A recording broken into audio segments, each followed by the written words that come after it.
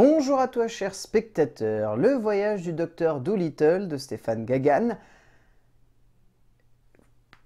Honnêtement, lorsque j'ai entendu parler du projet, déjà je me suis demandé si ça allait être le même regard qui a été fait sur le personnage dans les années 90 avec Eddie Murphy. Et passé ça, en fait, je me suis demandé en 2020, est-ce que ça avait un intérêt de faire un remake du personnage de Lofting avec Robert Downey Jr. en tête d'affiche? Le résumé pour faire simple, en Angleterre, un jeune garçon qui vit dans une famille de chasseurs souhaite prendre soin des animaux. Suite à un accident de chasse, alors qu'il souhaite porter secours à un petit écureuil, il va être conduit dans la demeure d'un certain Dr Dolittle. Et ben au bout du compte, ça sert à rien. Ça sert clairement à rien. Est-ce que le film pour autant est l'énorme purge que les Américains n'arrêtent pas de nous dire à gauche et à droite? Je ne pense pas. C'est juste que c'est un film qui est conçu pour un public qu'il n'arrive pas forcément à toucher de la bonne manière. C'est un film qui voudrait parler aux petits. C'est clairement et indéniablement le but principal du long métrage. Ça se voit dès la scène d'introduction, qui est d'ailleurs en dessin animé, que le film a pour vocation de toucher les enfants. Et d'être un espèce de film de Noël qui pourrait potentiellement avoir un potentiel en salle ou j'en sais rien dans la bonne période. Le fait est que le film sort en janvier, donc du coup ça n'a aucun sens en fait de vouloir en faire un film pour Noël. Donc je comprends pas du coup ce qu'ils ont voulu faire, mais au-delà de ça, j'ai vraiment du mal à cerner quel est le but principal de cette œuvre parce que, ok, ça se voudrait être un voyage fantastique et fantasmagorique comme une aventure du Dr Dolittle, mais ça a jamais vraiment la saveur de ça. Enfin, on a vraiment cette impression de voir juste un mix de plein de choses qu'on a vues récemment. Enfin, je veux dire, dans la manière avec laquelle c'est conçu en termes d'aventure, ça me rappelle beaucoup Vic le Viking, par exemple, dernièrement.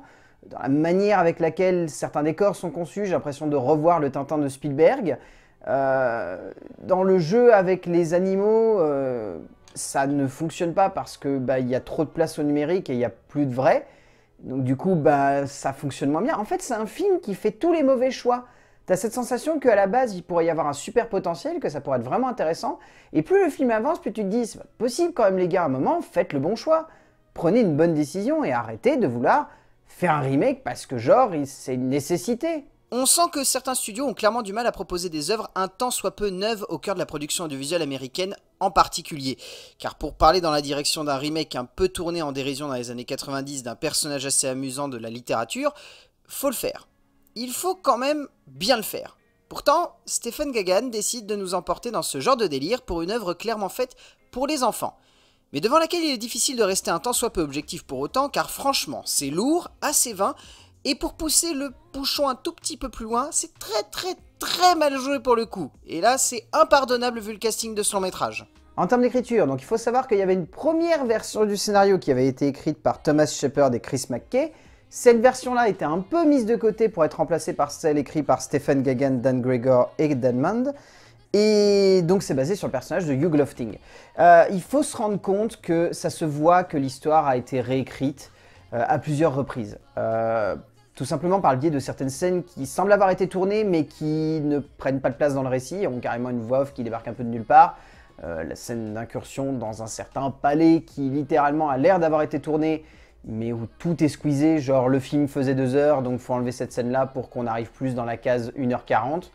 D'ailleurs plus la case 1h30 vu que le générique dure quasiment 12 minutes. Mais c'est bizarre en fait, on a cette sensation qu'il y a un vrai scénario hyper dramatique sur un homme qui a perdu sa femme et qui a besoin de faire son deuil. Et donc en faisant son deuil, c'est par le biais d'un enfant qui pourrait être le fruit de leur amour qui arrive. Mais cette thématique-là n'a pas vraiment de sens parce que rien de cela n'est évoqué avant.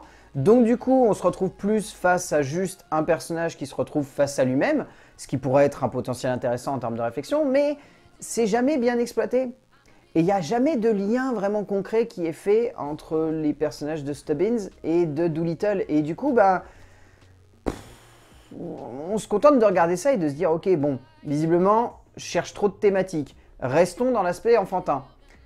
Et l'aspect enfantin, il est vraiment lourd. Enfin, je veux dire, on est à un stade où, franchement, j'étais par moments en train de me dire, alors on va me faire croire qu'il y a des gens aujourd'hui qui s'indignent sur Ace Ventura, parce que soi-disant, il y a des scènes qui font pas 2019 ou 2020, mais alors par contre, faire quasiment des plagiats de certaines scènes en termes d'écriture sur le Ace Ventura en Afrique, ça ne dérange personne. Parce que c'est ce qui se passe ici, on a carrément des scènes où j'avais la sensation de revoir Ace Ventura en Afrique.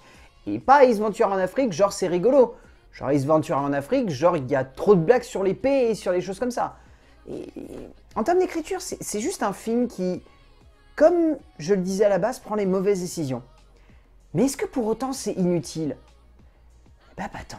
Pour le coup, Gagan, Gregor et Mund ont conçu une histoire vraiment prétexte. On n'a pas la sensation que ce tout fonctionne, on n'est pas non plus en train de se dire que tout cela ne sert à rien, ce qui doit vouloir dire qu'au moins ce récit sonne comme une petite proposition d'aventure, même si elle est à hauteur d'enfant.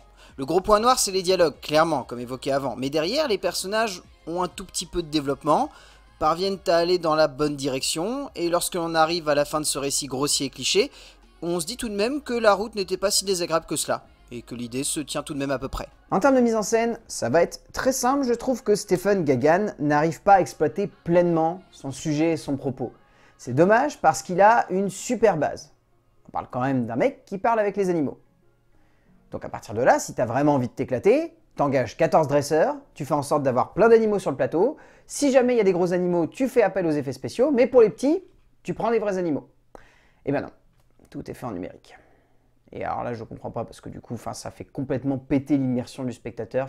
Au moins, l'avantage, on peut râler autant qu'on veut sur les versions de Dolittle faites par Betty Thomas dans les années 90, mais au moins, il y avait des vrais animaux. Et c'était uniquement quand c'était impossible à mettre en scène sur le plateau qu'il y avait des animaux qui étaient faits en numérique. Là, tout est en numérique. Donc du coup, tout est trop extravagant, tout en fait des caisses. Et derrière, du coup, la mise en scène, elle est très limitée. Enfin, je veux dire, il y a des raccords, il y a des enchaînements de cadres qui pourraient être intéressants, mais il n'y a pas le budget derrière. Donc du coup, c'est vague, c'est flou, c'est bâtard, c'est ambitieux, mais peut-être trop. Je sais pas ce qui s'est passé dans la tête de Stephen Gagan. Juste à mon avis, il aurait dû se recentrer et se dire peut-être que je dois pas en faire trop des caisses. Difficile de ne pas voir à quel point le long métrage ne semble clairement pas avoir le budget à la hauteur des ambitions du metteur en scène américain, qui laisse son film se perdre dans un ensemble d'effets spéciaux assez moches et qui franchement ne passe quasiment jamais à l'écran, laissant un goût un peu amer en bouche. On a juste la sensation que tout cela est un petit peu trop et que du coup, même si on a la sensation de voyager, les fonds verts se voient à 10 km. L'interaction entre les acteurs et les animaux passe une fois sur deux et au bout du compte, on se dit simplement qu'un tout petit peu moins d'extravagance et un peu plus de lyrisme et de poésie aurait fait le café. Alors en termes de casting, je vais peut-être pas vous énumérer tout le monde parce que je vais y passer des heures et je vais m'énerver. Disons que Antonio Banderas est celui qui s'en sort le mieux au sein de ce casting. Parce que Jim Broadbent et Michael Sheen, c'est une catastrophe. Ils sont complètement en roue libre. Il y a peut-être Jessie Buckley qui s'en sort pas mal dans le rôle de la reine Victoria. On peut également citer Harry Collette, qui est pas trop mal dans le rôle de Stubbins.